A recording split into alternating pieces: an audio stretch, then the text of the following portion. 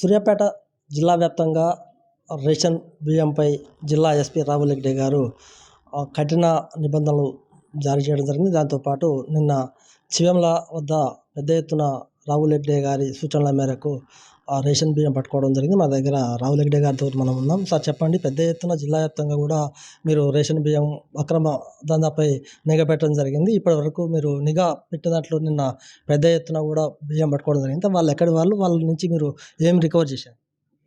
Okay, నిన్న మన Jangaon cross road దగ్గర ఇన్ఫర్మేషన్ వస్తే వెహికల్ చెకింగ్ చేసి ఒక లారీ పట్టుకోవడం జరిగింది. ఆ లారీ నుంచి 20 tons పీడిఎస్ రైస్ వర్త్ మొత్తం వర్త్ 12 lakh రికవర్ అయింది. దాన్ని ఎంక్వైరీ చేస్తే ఫర్దర్ ఒకటి కూసుమంచిలో కూడా కొన్ని రైస్ పెట్టారని అన్నారు. అక్కడ వెళ్తే అక్కడ కూడా ఒక 10 tons ఒక 3 వెహికల్ దొరికింది.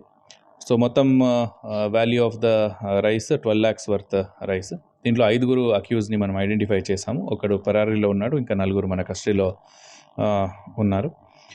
సో జిల్లా వ్యాప్తంగా పీడిఎస్ రైస్ ఎక్కడ కూడా లీకేజెస్ కాకుండా దాని మీద నిఘా పెట్టాము. అట్లనే రిపీటెడ్ అఫెండర్స్ ఎవరైనా ఉంటే వాళ్ళ మీద పీడీ యాక్ట్ కూడా పెట్టడానికి ఆలోచిస్తున్నాము.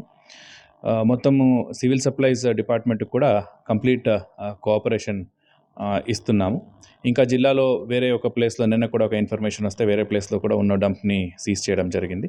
ఇట్లా జిల్లా వ్యాప్తంగా పీడిఎస్ రైట్స్ ఎటు పరిస్థితుల్లో డైవర్ట్ కాకుండా ఏమేమి యాక్షన్స్ తీసుకోవాలి అన్నీ కూడా మనం చేసుకుంటాం. ముఖ్యంగా చెప్పండి, మిల్లర్ల మీద దాడి చేసే అవకాశం ఉంది. ఎందుకంటే మిల్లర్ల వద్ద కూడా పెద్ద ఎత్తున పీడిఎస్ బియ్యం ఉన్నట్టు మాకు తెలుస్తుంది. దాన్ని మీ దృష్టికి వచ్చింది సార్ ఏమన్నా?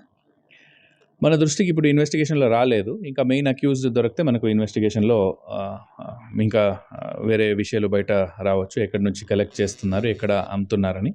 సో డెఫినెట్లీ అట్లా ఎవరుంటే కూడా దీంట్లో ఎవరైనా ఉండొచ్చు. డెఫినెట్లీ ఎవరుంటే కూడా వాళ్ళందరి పైన కఠిన చర్యలు ఉంటుంది.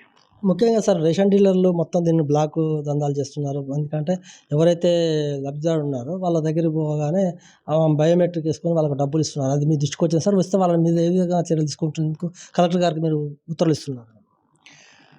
అలాంటిది మన దృష్టికి ఇప్పటివరకు మనకేం రాలేదు. బట్ డెఫినెట్లీ అలాంటిది ఏమన్నా నడుస్తుంటే డెఫినెట్లీ సివిల్ సప్లైస్ డిపార్ట్మెంట్తో కోఆపరేట్ చేసి వాళ్ళ మీద కూడా యాక్షన్ ఉంటుంది.